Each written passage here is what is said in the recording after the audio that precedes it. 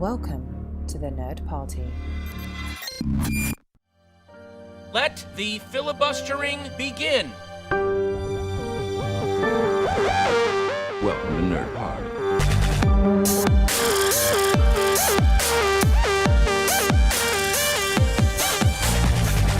Hello and welcome to Filibuster here on the Nerd Party. On today's show we plug in, power up and press play on the latest movie based on a video game, Sega's Sonic the Hedgehog. We'll also be choosing our favourite films based on video games and highlighting some of our top picks from this year's Glasgow Film Festival. In the pod booth today, it's Ready Player One, the member of Team Filibuster who loves to run. He's our very own Sonic. It's Lee Hutchison. How are you?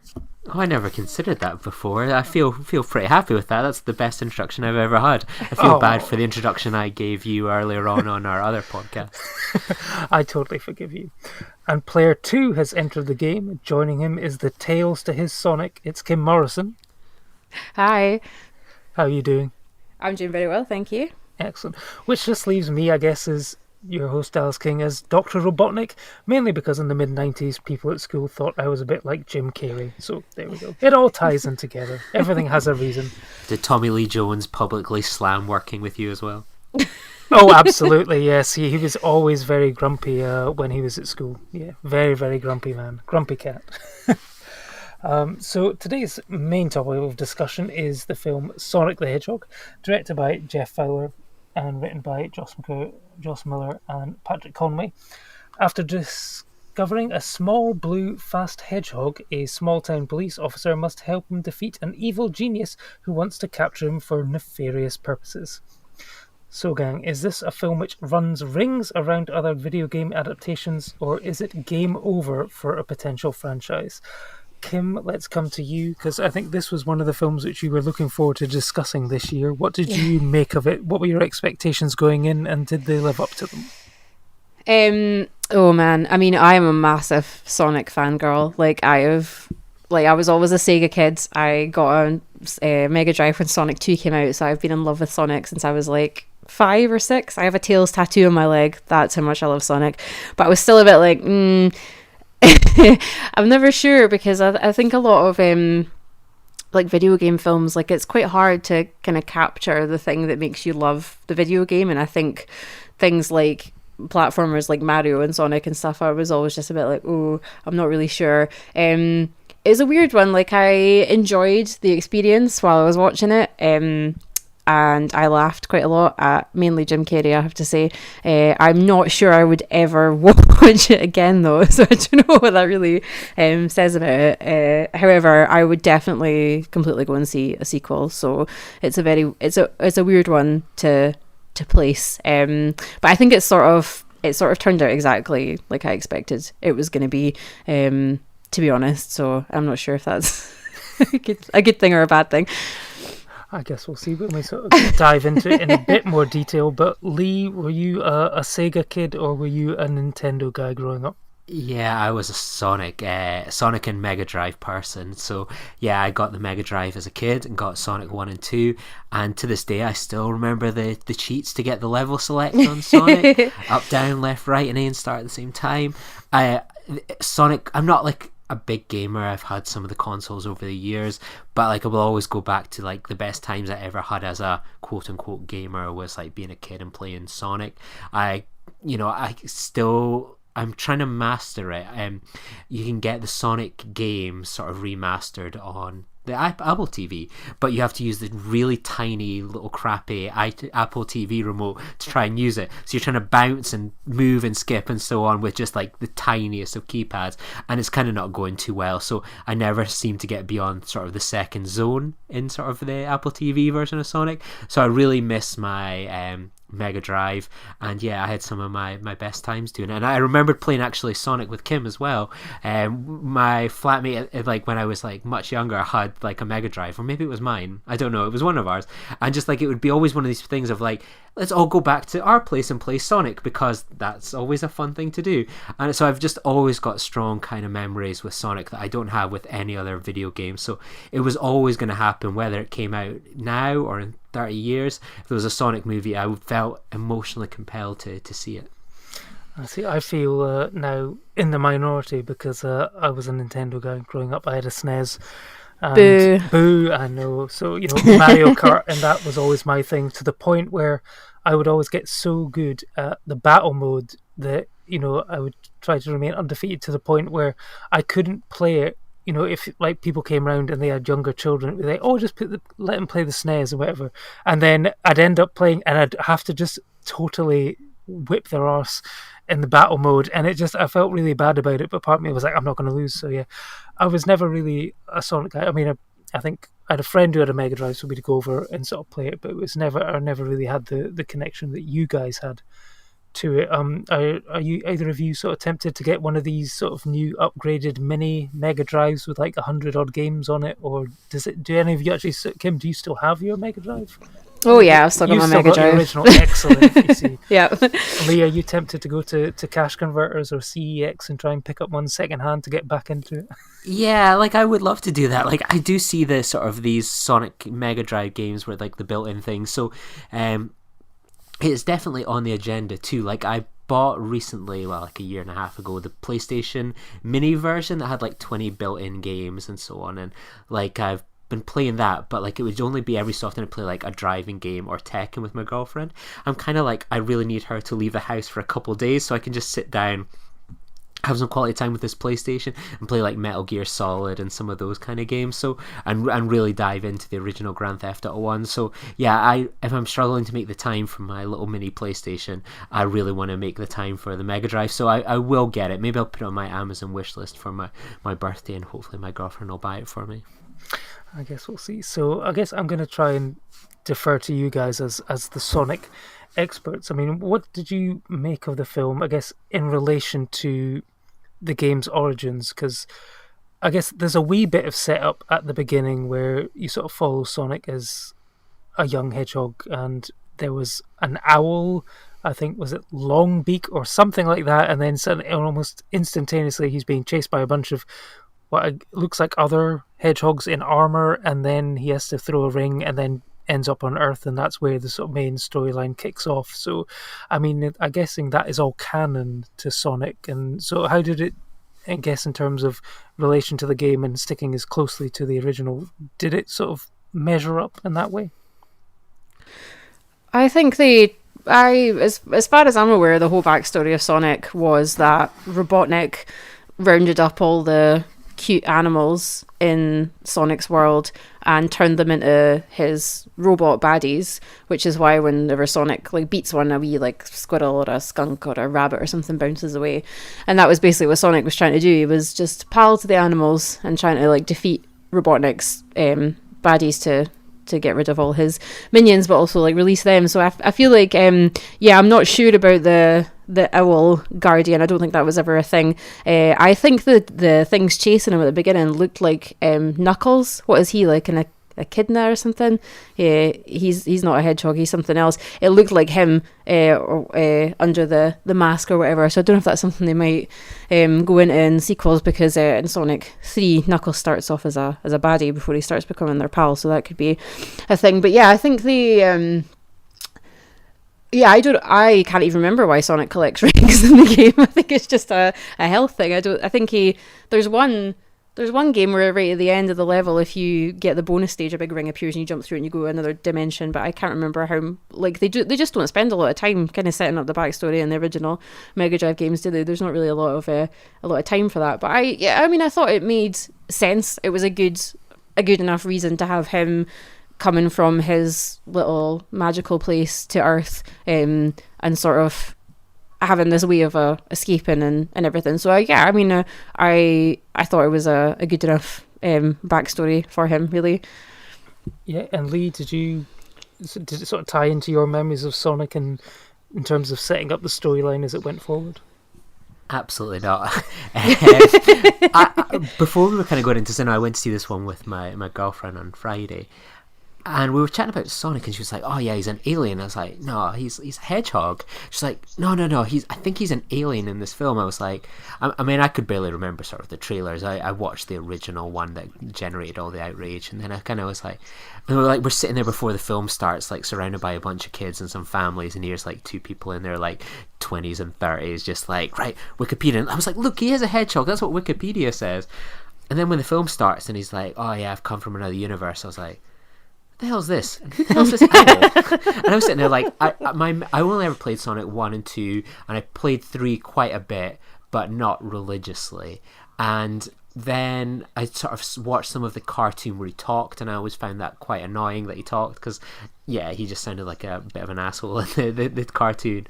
So it was like, I don't recall there being an owl, and who the hell are these owls? And it was just like, I was thrown off by this, and like, that he was an alien and stuff, and I was like, have I missed a huge chunk of like sort of Sonic, or is it like Sonic, new comic book spin-offs where it's kind of tying into that?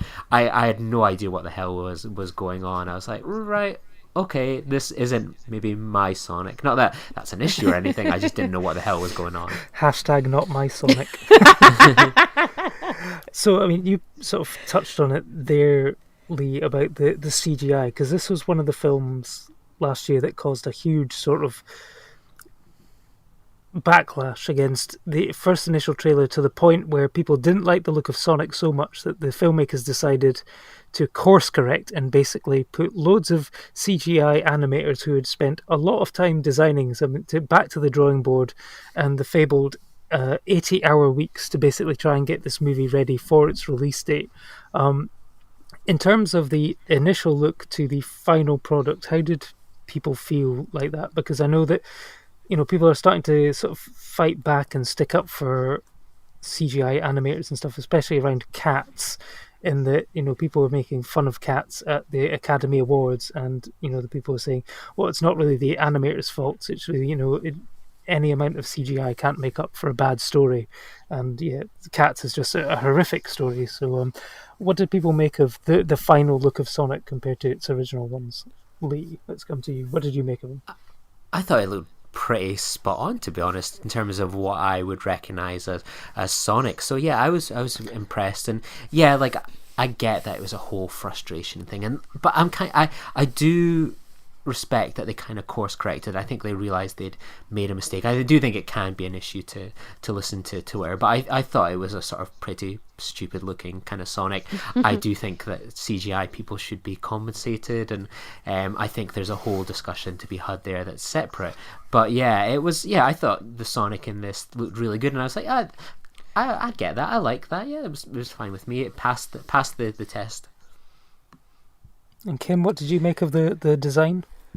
Yeah, no, I thought he looked really good. Like, I think if you were going to CGI Sonic, I think that's what he should look like. I don't know what they tried to do with that first version. Like, I think they maybe tried to make him look more, like, less cartoony, more like real, like what would an actual giant blue hedgehog look like? And he just looked weird. Like, his eyes were too far apart, and he just had the wrong kind of teeth, and he just looked a bit too human-y. I think they made him look more like cartoony, and that was a good thing. It's the same as Lee said. I don't totally agree with listening to angry people on Twitter saying that they've ruined their childhood and that they should go back and spend all this money changing the film, but I just don't understand why they did it so wrong in the first place. Like, he's just a really like iconic character, and he's always kind of looked the same, apart from like in the sort of most recent cartoons where they gave them all really long limbs and made Knuckles really jacked for some reason. Most of the rest of the time they've looked the same, so I don't know why they tried to change it in the first place, really.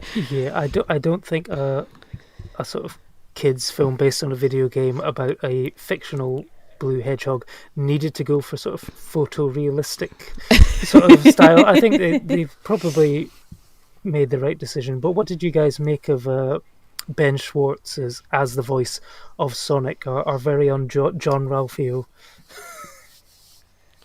He was pretty perfect, to be honest. Like, in terms of, I had issues with sort of the character of Sonic in this, but I thought he was a pretty good voice for it. Like, in terms of what I expected Sonic to be, he probably would have been like up there on my list of I would expect him to maybe be it. So yeah, I suppose he's ticked off BB-8, John Ralphio from Parks and Rec, and now Sonic. I thought he was a pretty cool one.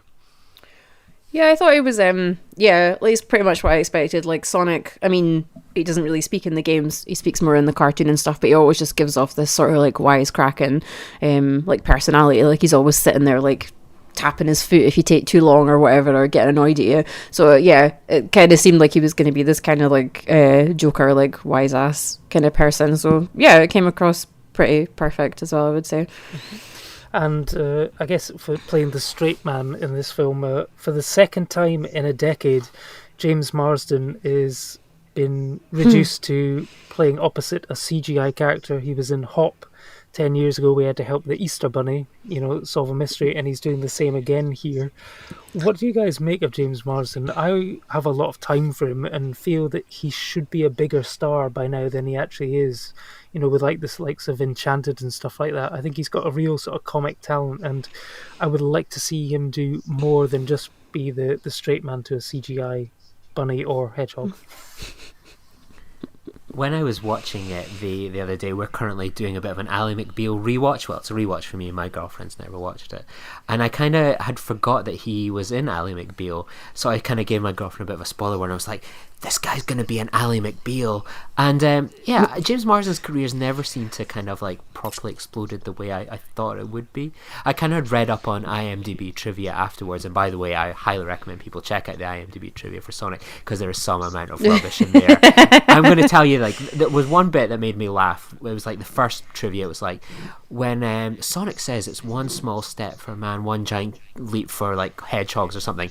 That was a reference to Neil Armstrong's famous thing. So I thought, oh Jesus Christ, that's reaching.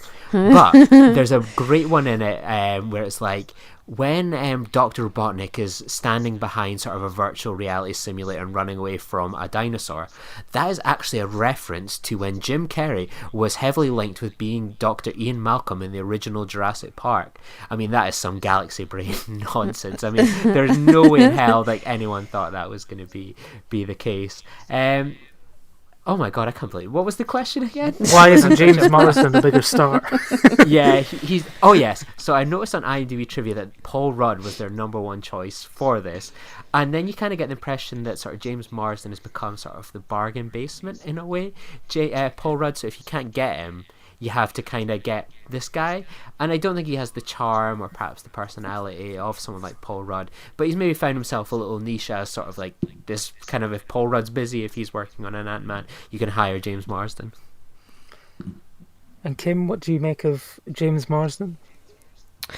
He's one of those people that, like, I actually just had to look him up on IMDb because I was like, I know I've seen him in things and I can't even remember what he's been in. And I've just looked up and I was like, holy cow, he was in X-Men? Like, I've just completely wiped him from my memory as an actor. So, yeah, it's probably not a great endorsement of him. I think he's alright. I just think he's, I feel like he's maybe just a bit forgettable, clearly, for me. Like, I watch things like X-Men that I would say are some of my favourite superhero movies and completely forget who he is, but that's maybe just because I really hate Cyclops. So yeah, well, his face is covered by the visor most of the time. Yeah, so yeah, I'm gonna that'll be right. Yeah. I'll cut myself some slack. But I mean, I guess in a film like this, it is a poison chalice, and you are probably going to be forgotten when you're against a CGI hedgehog and also going up against the scene-stealing, scenery-chewing, just going all out Jim Carrey, going back to his sort of mid-90s Ace Ventura mask style, I'm going to do whatever I want and no one's going to stop me kind of role in this. It was rather exhausting watching him, but in a good way. It was nice to see him back to that sort of level. So Kim, I'll go to you first. What did you make of Jim Carrey as Dr. Robotnik? Yeah, I really liked him. I think, like you said, Jim Carrey in his sort of like classic roles is just, it's always funny, it's always brilliant. And it's hard again because the whole thing in video games where the characters don't really speak, it's kind of hard to get an idea of Robotnik's personality, but he must be a bit nuts if he's locking up small animals inside robots and like just fighting with a blue hedgehog all the time. But I thought it was really good. I think every single time I laughed was something that he said, as opposed to like the fart jokes that Sonic was making. I thought he was really good, and I thought right at the end, like the hints of a more mad scientist Robotnik coming across. Again, is the kind of thing that would make me go and see a sequel. It looked really interesting. So yeah, no, I thought he was. I mean, I was speaking to my boyfriend about it, and he's like, I'm not sure about Jim Carrey as Robotnik, and I was like, really? Because I think like he is like he'll just throw himself into the absolute nutsness of it and just totally embrace it, and I think he did a really good job of that. And Lee, what did you make of Carey's return to his comedic anarchic roots? I think he did a good role, to be honest, Alice. Yeah, it sort of seemed to make me kind of think of sort of 90s Jim Carrey in terms of this is a choice of film and a performance.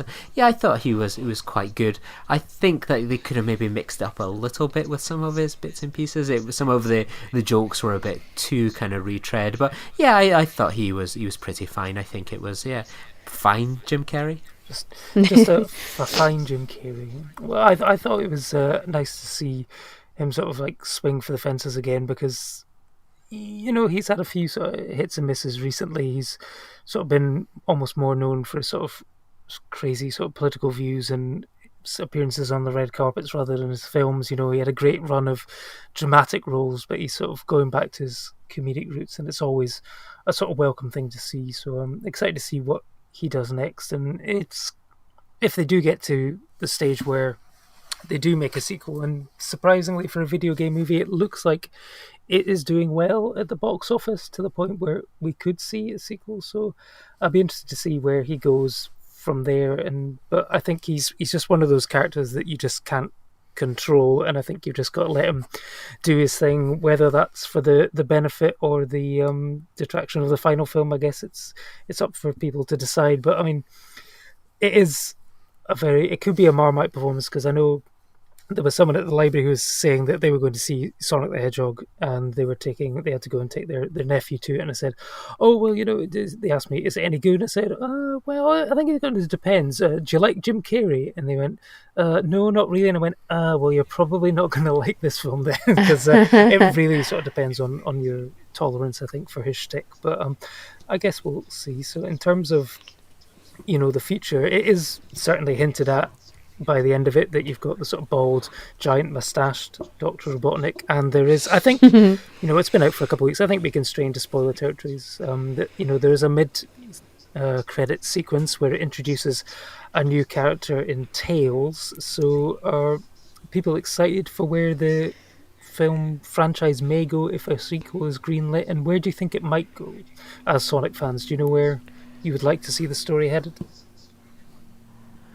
I think going into this, I sort of said that the bit I was least looking forward to was like the whole kind of buddy cop element of between Sonic and the human person. So I think it would be nice to see it just go back to more like, I don't know, Sonic and Tails going to a different world and just fighting Robotnik or something. Like, I was so excited to see Tails. I think my favourite part of the entire film was the first credits chunk, because it was all done like Mega Drive style, and it was just such like fan service perfection. I was so happy. And then when Tails popped up, I was like, this whole 5 minutes is just my favourite chunk of the film. Like, he's so cute. I just adore him. He's my favourite video game character ever. So I was so excited when he popped up. But yeah, I think if it went more, just like mad cute animals and robots and just Tails and Sonic kind of fighting it, and maybe get Knuckles involved as well and just fighting against Robotnik. Maybe he's built maybe that's because he's stuck in that mushroom world. Maybe he's building these crazy robots using the animals then, and it'll go more back to like the sort of game story. That's the kind of thing that I would like to see, just being a bit more like fun and mad with it. I think would be the way I would like it to go. Okay. Yeah, I'm the same. I'd like to see it maybe in that sort of fantasy world of sort of like tying it into the games and sort of the concepts of that. And I was the same as you. Like, the end credits and the sort of the two stingers are the highlights of the film for me. Like, I was just loving the design elements where it was kind of like, it just made me think of like, oh my god, this is just like the game. And the only thing that was like the the thing that really bugged me was I wish the film had opened with like a Sega. That's just so synonymous with kind of the Sonic. I wish that was sort of how they opened it, sort of to tie it in. But maybe that's just me. If like they had done that, I'd have probably given it like an automatic 5 stars. Well, you know, they did have a nice moment with the Paramount logo at the beginning where they removed the stars and replaced them with the rings. So, you know, they did do a bit of that. But yeah, no, I think, yeah, you probably were looking for like those iconic sort of sound effects and stuff of like the Mega Drive loading up and that. But I mean, we can now sort of see where this sort of film ranks in terms of your, you know, favorite video game movies, because, you know, in terms of quality, I think it's fair to say that some of them are not very good. But I'd be keen to know, you know, just one pick. You know, you get one pick of what your favorite video game adaptation is. So Lee, we'll come to you first. What have you picked for us? I was sweating that you would ask for more than one, to be honest, because I looked at one where it was like the top 50 of all time. I was like, no. So one I've gone for, and you know, it's not exactly the kind of greatest by any stretch, but it had sort of an impact on me as a kind of in my early teens, I guess, and that was Final Fantasy: The Spirits Within. And I just remembered such a huge conversation at the time. I mean, simpler times. This was like a month before 9/11, you know, kind of simpler times for kind of movies and concepts. And there's this idea that this film, with its kind of CGI characters, could in fact lead to a day when actors would be made obsolete. And that was so much of what the debate around the film was. And it was so interesting to go into this film and think, is this potentially the future? And it feels crazy to think, you know, we're just shy of 20 years on from the film and it hasn't really come to pass. You know, there's been elements of kind of things like, say, Carrie Fisher being used as sort of CGI, or younger kind of people being used, but nothing kind of with what they expected from sort of Final Fantasy to go on and achieve. So yeah, it was sort of a really interesting sort of time capsule. And you know, the film obviously disappointed at the box office. I remember going to see it on a half-empty cinema in Aberdeen Beach when it came out, and yeah, it was a kind of throwback to a simpler time, and one where it felt like anything was possible with CGI. And Kim, what have you selected as your favourite video game adaptation? All my favourite video game films seem to be ones with games that I'm just too chicken shit to actually play. So my favourite one ever is Doom, which came out in 2005, and this is one of those films that, like, I feel like I have a terrible taste in horror films. I'm constantly arguing with people about films that I think are amazing, but I just don't, like, no one seems to like Doom. Like, everyone is always ragging on it, and I'm like, why? It's just so, it's one of those films that's just, like, so much fun, and I think it's like a total comfort movie for me, because if it's ever on the TV, I'll watch it. I think I've got it on DVD, but the other night I was scrolling through Netflix with my boyfriend and I was like, there's Doom, let's watch Doom. And like we did. It's just like, it's got The Rock in it. It's just got, like, they go into space to like help a space station that's got like a distress call, which is never a good idea, and they've been taken over by these like I can't even remember what it is. It's like a virus thing they're injecting into people to see if it'll make them superhuman, but it makes evil people go bad, and it's just brilliant. There's a amazing sequence where a guy gets knocked unconscious, and when he comes back round, it's like in first person shooter mode, and he's like shooting all the aliens, and it's just like, I think it's really good monster effects. It's a lot of just like splatter gore. It's just like a good like switch off your brain for like an hour and a half and sit and watch it. I've probably seen it more times than anyone should ever watch that film, but I just love it. It's fantastic. So yeah, I would recommend go and watch Doom. It's on Netflix. Did I see this one at the cinema with you as well, Kim? Oh, maybe. I can't actually remember. I think I did. Chances are maybe I've seen it so many times now I've sort of forgotten when the first time I saw it was, but it's definitely one of my favorites. I think you should actually tweet that, Kim. You know, and The Rock will surely see that you're probably Doom's #1 fan and probably give you a retweet on that one. So, yes, I might try so it. You're the person who gives me all my royalties off of Doom. So there we go. Yeah, but yep. I normally prefer films about video games, such as, say, Scott Pilgrim vs. World, The Rock again in Jumanji: Welcome to the Jungle, which sort of takes a spin on how you play a video game, or I'm just going to shout out to the fantastic documentary King of Kong. You know, Fistful of Dollars is. God damn! I should. Well, you see, that's not. Well, it's not based on a video game. You see, we're doing ones that are actually based on a video game. So, I mean, I've got a soft spot for the first Resident Evil. You know, there's some great moments in it. It's not really all that good, but there's some great moments, like the scene where the guy, Colin Salmon's trying to get into the thing and he gets sort of sliced up in the thing with all the lasers. That's a great sequence. But I'm going to actually have to pick a film from last year, and it's actually Detective Pikachu, which I really, really enjoyed. I know a lot of people rag on this film, but I thought it did a really good job, probably a better job than Sonic, of sort of introducing a layman like me to this world. It sort of explored the world, gave you reasons as to why what was going on. You know, Ryan Reynolds turned out to be the perfect voice for Pikachu. You know, and you've got this whole sort of mystery. You know, it's kind of obvious when you think about it what it is. And I'm sorry, has anyone not seen Detective Pikachu? I have seen it. I have not, but don't mind. I spoil stuff for myself all the time on Wikipedia. So all right, cool. okay. Well, essentially, it turns out that Ryan Reynolds was put inside the body of a Pikachu, and it turns out that Ryan Reynolds is the dad of the main character who talks to Pikachu. He's the only one who can understand it. And it's like, that's all very well, but are you telling me that this guy does not recognize the voice of his own dad is coming from this Pikachu? It's like, once you think about it that way, the film probably just loses all sort of sense of complete thing. But I still liked it. I thought it was good. I thought it was fun. A sort of caffeine addicted Pikachu, voiced by Ryan Reynolds, was a lot of fun for me, and I thought it was great. So yeah, that one's my pick. So yeah. But yeah, I think we've all picked a good selection there. You know, I've got a soft spot for Doom as well, just because it's got The Rock in it as well. That was the main reason I watched it. And Doom was one of those games on the PC that you'd play all the time as well. So, have they ever made a Duke Nukem film? That's one I'd always want to see. If they ever manage to do that. But yeah, most video game adaptations are not very good. But hopefully we've picked a few highlights there, and like you say, you might be able to. I think you could probably catch most of them on Netflix actually at the moment. Do a triple bill at the weekend if you want. But you know, this weekend you may be at the Glasgow Film Festival, which starts today, and Team Filibuster will be at all the galas and the auditoriums and on the red carpets to bring you the very best coverage. But we're going to give you now our top picks for what's to catch between the 26th of February and the 8th of March, while you're not out trying to catch a glimpse of Bats' stunt double driving the bat cycle down Sauchiehall Hall Street, of course. So let's go to Lee first. What is the first film you picked for us? Do you guys like secrets? Love secrets. I love secrets.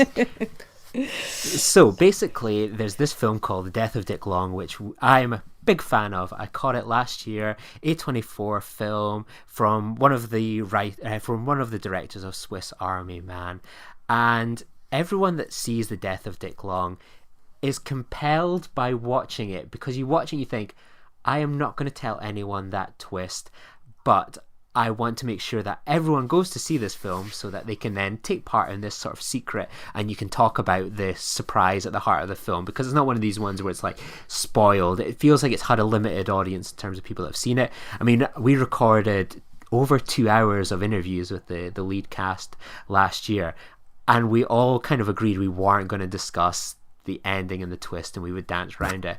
And I have sat on this film for a good few months, and I've not been able to chat about the goddamn ending and twist at the heart of this film that is so unforgettable, so ballsy, and kind of makes a lot of sense. And I want people to go see this film so I can talk about it, so I can be free and share a secret with other people. So yes, The Death of Dick Long is something really, really special in terms of what it encourages an audience to do and to go with, and it is got such balls. It's got balls. Well, I will be seeing those balls because I have a ticket for it to watch during the festival.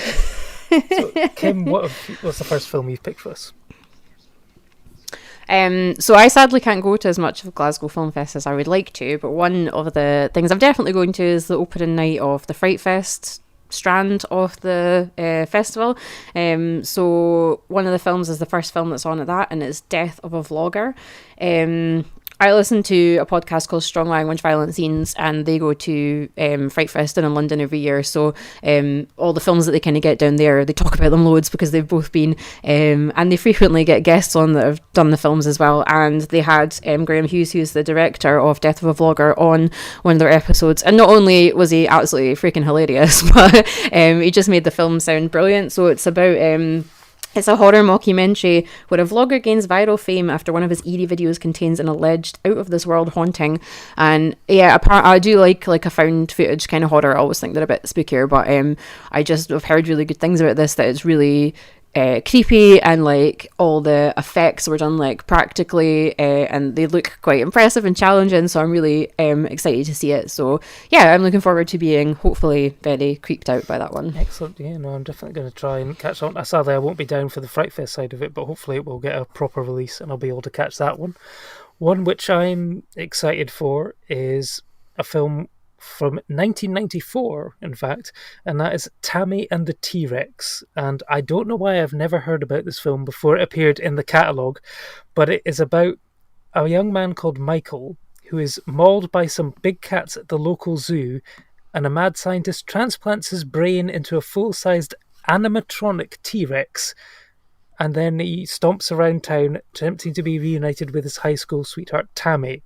Now, this was cut to shreds to be released as a PG-13 movie, but has been fully restored with a gore cut. So there's lots of practical effects and sort of gore thrown in. So it sounds like it's going to be a great one to watch with a late night audience. It sounds, from the small bits I've seen so far, like it could be up there with The Room in terms of performance style and quality of effects and stuff like that. But the amazing thing is, why I've not heard of it before, is because this film stars Paul Walker from Fast and Furious and She's All That as Michael, and also Denise Richards as Tammy. So before they were famous. Yeah, this is one which you definitely have to catch at the film festival, because I think it's probably going to be your only opportunity to see it on the big screen, and I think it's going to be quite the experience. So yes.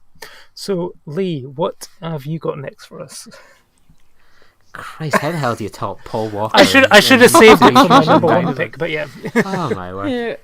Well, this is a film I caught at the London Film Festival, and I'm really excited to kind of catch this film again. I think it'd be a great film to catch with your pals. I would love to watch this film with you guys, and it's Our Ladies. So it's set in 1990s Scotland, and a group of Catholic schoolgirls from the Highlands get an opportunity to go to Edinburgh, where I'm from, for a choir competition, but they're more interested in drinking, partying and shagging than winning the competition.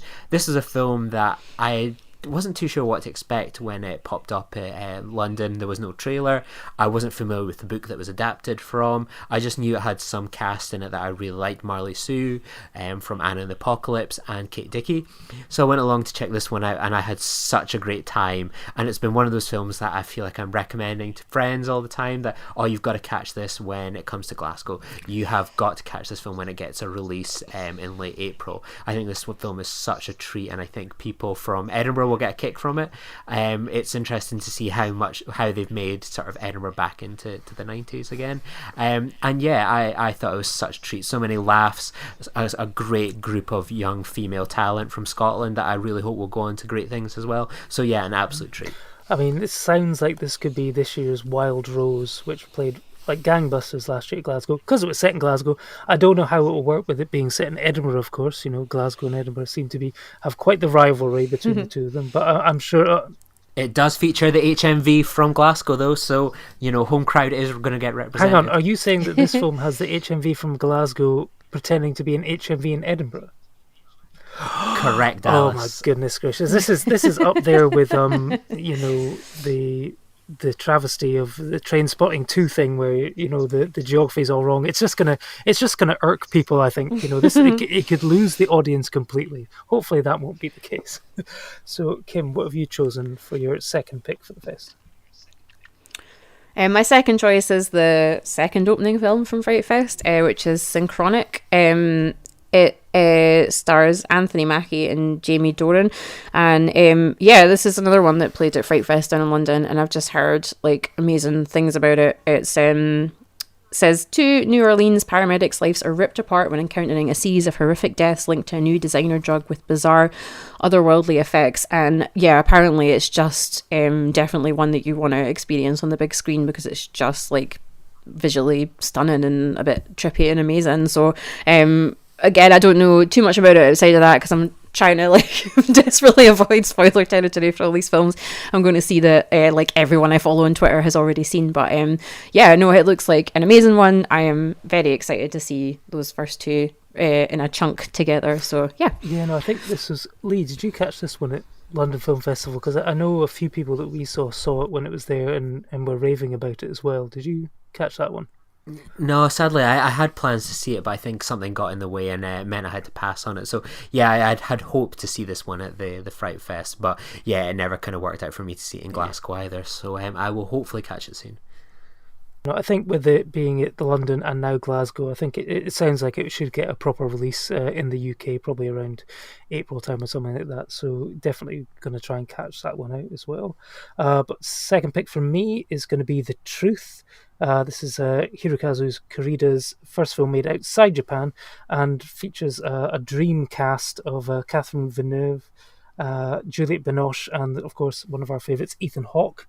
Catherine Deneuve is imperious old-school movie diva who's just published far from reliable memoirs that depict her as a devoted mother, and this prompts a visit from her estranged daughter, who is played by Juliette Binoche, and in tow with her husband Hank, played by Ethan Hawke, and their daughter. The stage is set for confrontation, home truths, and long-nurtured resentments as everyone edges towards their version of the truth. It's played at the Venice Film Festival, and yeah, it's just the cast alone, but also Korida did the Sublime Shoplifters from a couple of years ago, so I think this is going to be one of those sort of breakout hits of the festival, and it's distributed by Curzon this year, so they're already having a cracking time with Parasite and Portrait of a Lady on Fire, so I'm sure this will be another hit for them. So Lee, what is your final pick for us for the Glasgow Film Festival? So yeah, this is one that me and you got to catch a few months ago, Dallas, and we've kind of been raving about since. It's only got like 50 followers on Twitter, so it deserves more attention on Twitter in terms of get that account followed, and as a film, and that's Scott Graham's Run. So this was a film I had next to no interest in seeing in London. I think I was going to go see something else, and I think you convinced me to check it out. I did indeed. Yeah, so tip of the hat to yourself. So it's set in Fraserburgh, of all places, and a young man dreams of escapism through late night drag races. Finney used to be one of them, but now he works at a fish factory, and it's his son's turn to race, till one night he steals the boy's car for one last joyride. So like, you kind of hear that synopsis and you think, oh, it's going to be quite a laddish film, and it's kind of one of these, you know, we've maybe seen it all before. It's going to be sort of some bargain basement Fast and the Furious about family, whatever. Sonic did have a good Fast and the Furious joke, I must add. But yeah, Run was really good. A really good examination of what it's like to live in sort of rural Aberdeenshire.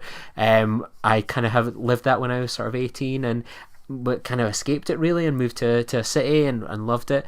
But yeah, I think this film absolutely nails sort of what it's like to live in sort of that kind of area of the northeast of Scotland. And I think the performances from Mark Stanley, again, Marley Sue, you know, this is like a Marley Sue Stanek podcast, I think now.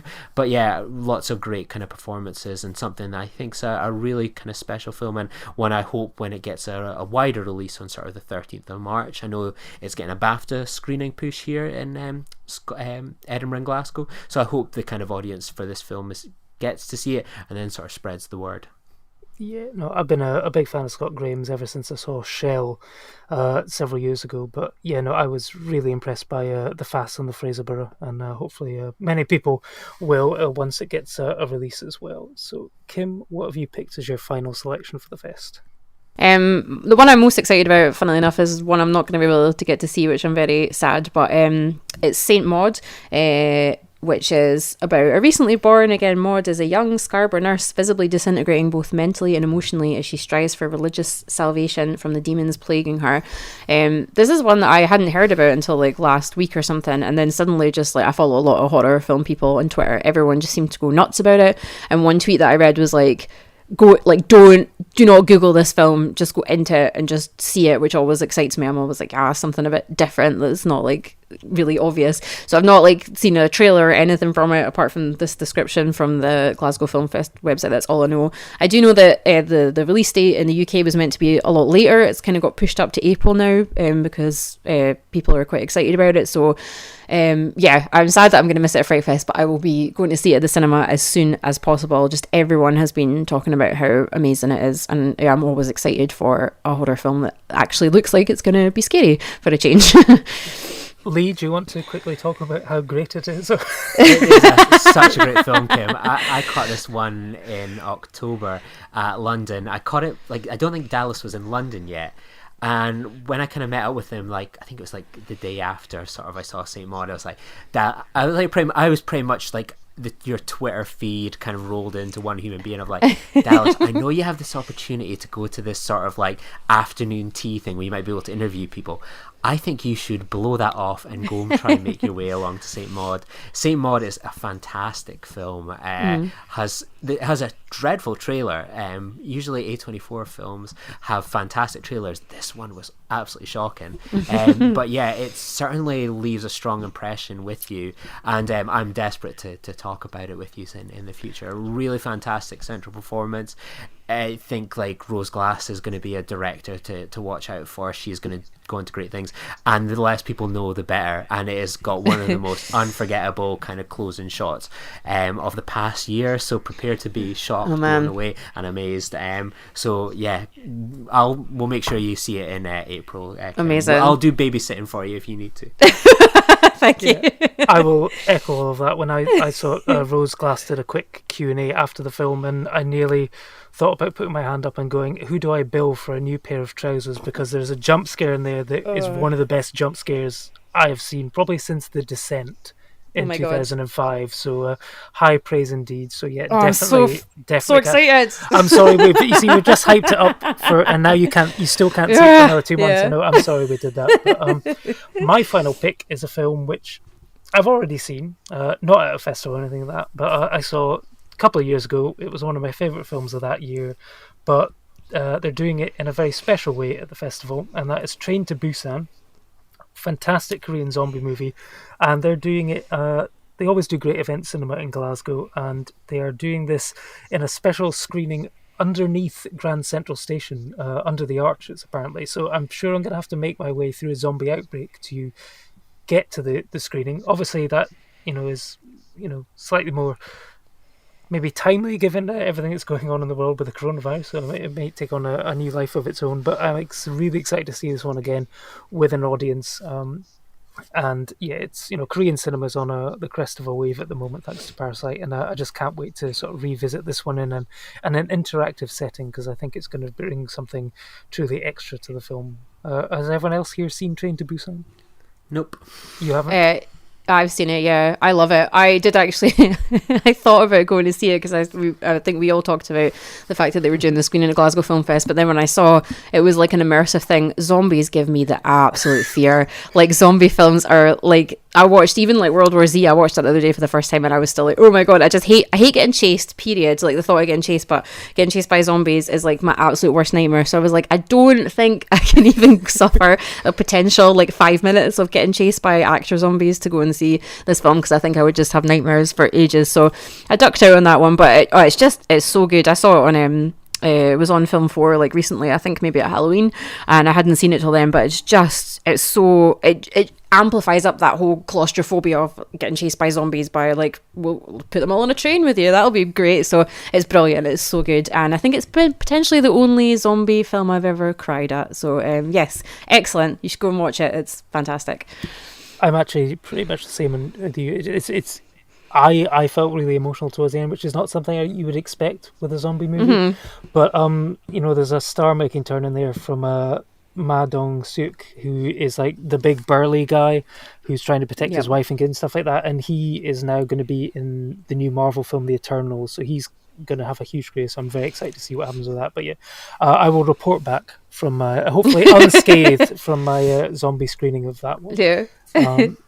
But finally, on today's episode, we've got our normal weekly recommendations.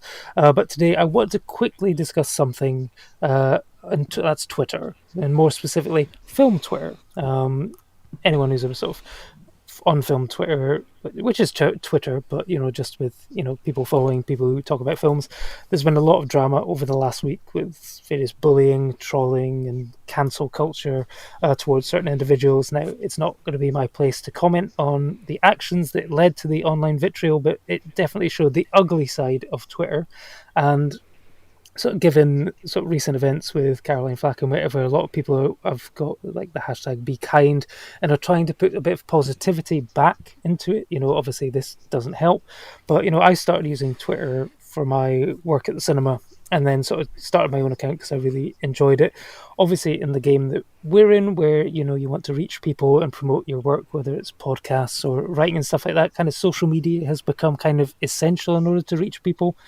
But I've met new people, had great discussions, and discovered new films and new TV shows and stuff to enjoy. And I thought it'd be nice to use this moment for us to be kind and show support to others, and maybe just sort of recommend something or someone or a website or a podcast that we've all found purely through Twitter and something like that. So, Kim, I'm going to come to you first. Do you enjoy using Twitter? What have you found on it, and what would you like to recommend for us? Yeah, I mean, I think I'm quite lucky in that I've never really had a bad experience with Twitter. I think like the film Twitter people I've come across, particularly like the horror community, are just really nice. I feel like a lot of people who are really into horror films are the kind of people who were bullied in high school, so we all kind of like group together and we're all really like nice to each other. I've got a really strong like Twitter family from other podcasts I listen to. It's a really nice way to like connect to the fans and stuff. So yeah, I think it's a great place to just talk to people like in different countries and things that you would never come across, and kind of share stuff that you love. So it's great. But I thought I would recommend an article which I read last night, and when I finished reading it, I said to my boyfriend, I was like, that was so devastatingly good. Like, one, it was amazing. I just loved it. And two, as a writer myself, I was so jealous of some of the sentences in it. I was just like, oh my God, that's so beautiful. So it was a piece by Mackenzie Bartlett, which is on Screen Queens. Screen Queens are doing a lot of Women in Horror Month stuff just now because February is Women in Horror Month. I wrote something for them about the Alien series. So when they were sharing kind of all the posts, there was one by Mackenzie, which was called, "Aside from serial killers, the real villain of the Scream franchise is our expectations of women." And it sort of talks about how like Sydney's mother is like the main character of the Scream series, and really like the ideal that we have of her in our head is sort of what the like sexist men characters in the film kind of push on her. We have this expectation of what like a mother and a woman and a wife should be like, and people aren't happy with her, and it basically spawns 4 separate sets of serial killers because of this one woman. And it's just such an interesting, like, I've read a lot of stuff about horror films and a lot of stuff about Scream because they're one of my favorite series, and it was just such a really like interesting like angle about it. And I've written before about like mothers and horror films, and it was like a total like angle I'd never considered, and it was just brilliant. So I would say check out Screen Queens in general, definitely all the Women in Horror Month, because there's been some fantastic stuff. But this article by Mackenzie Bartlett was just like, oh my God. I even tweeted her, I was like, that was amazing. She was like, oh my God, thank you. I was like, no, seriously, like I read a lot of horror stuff, and just to be that like excited to read someone's stuff it was fun. Excellent. And I actually read your Alien Mother article yesterday, and I thought it was really well written and fantastic. So well done, you. Thank you. Thank you. you. We're sharing the love here. Lee, what do you make of Twitter, and what are you going to recommend for us? Well, I am a serial muter, to be honest with you, Dallas, which maybe helps. I have hashtag film Twitter muted forever. I have film Twitter as 2 separate words, also kind of muted. I am just, like, things annoy me or anything like that, or, like, if I want to be in denial about Liverpool winning the league, etc., mute that, mute the manager, mute the players. I think I've muted every star sign as well. So it doesn't work really on Instagram, but, it helps make my kind of, Twitter experience just that little bit easier. And I'm the same as you, Dallas. I thought Kim's piece was excellent, and the same that piece you recommended as well, Kim. I noticed it through the back of your recommendation. Mm-hmm. I love the Alien franchise as well, and I thought, yeah, a fantastic piece. And I think that's one thing that I know I'm pretty bad at. I do have my moments, stuff like that, where it's like people will make good content and podcasts, blogs, think pieces and stuff, and I'll go, I will share that, or like it or something like that. But sometimes it's just that little word of saying, I really liked what you did, that was good, or made me think, or something like that. And I think that can be worthwhile, because I suppose between all three of us and beyond, we all produce so much content, blogs and stuff like that, and something someone posts at 3 p.m. will be completely lost in a Twitter feed by maybe 3:50 or something like that. And I think sometimes it's nice just to go, I like that, or good work there, and just praise people, make it feel like it was worth their while just making something. And I think that's something that I like to try and want to do a bit better of just going, I listen to a lot of podcasts, and I think I barely ever go, good show today, guys, really enjoyed that, or something like that. And I think I should do that more. In terms of positivity, I think I want to echo something almost Kim said, is podcasts I really like. I think there's far too many Star Trek podcasts out there. There's too many. But one that I think is really fantastic is one called Trek Ranks. And it's the same as sort of like Kim. Like, I was a Star Trek fan, probably got made fun of, like, at school, etc. You would get bullied for liking these sorts of things. And I think the Star Trek online community is pretty shitty for the most part. I mean, it's day 4 of people having a discourse about the latest episode, which I'm tired of. But there's a podcast called Trek Ranks, and I've been lucky enough to be a guest on it once or twice, hosted by Jim Muirhouse, who is a really positive guy.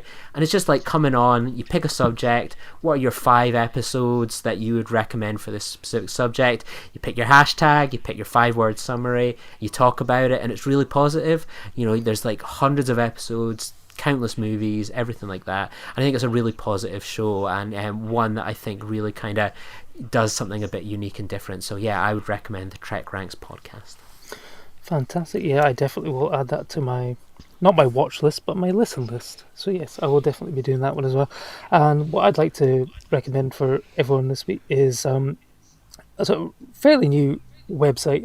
It's called Outtake Mag, and it was co-founded by Laura Potier and Snea Rupert, and this is sort of one that I've come across through Twitter, and the fact that Twitter is really good, I think, in you sort of find sort of fellow film fans and stuff like that. But one of the great things is when you go to a film festival, is you sort of find people in person that you've only known through Twitter. It's that great thing of, they've got a badge where it says it's got their name, it's got their outlet, but what it should really have is also their Twitter handle, because that's basically how many people know each other. And so certainly with London Film Festival this year, there's a great bunch of people who would always sort of be in the sort of same queues and stuff like that, and you just get talking and you just make friends and stuff like that. And a lot of these people are working on Outtake magazine at the moment, and it's a really sort of good site for sort of up and coming writers who are really doing sort of fantastic work with sort of reviews and sort of great features on there, and sort of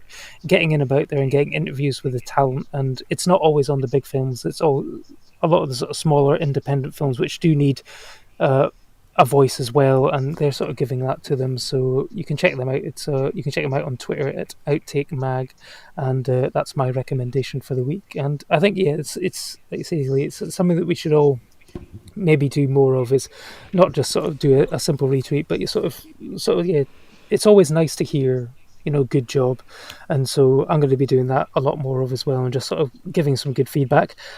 And if people would like to give good feedback for the Filibuster podcast, you can do that by going on to iTunes and, of course, giving us a 5-star rating. And we'd love to hear what you think. And you can even sort of tweet us and stuff like that. So, if people did want to, heaven forbid, contact us on social media and hopefully say nice things, where would they be able to find you all? Kim, where can they find you?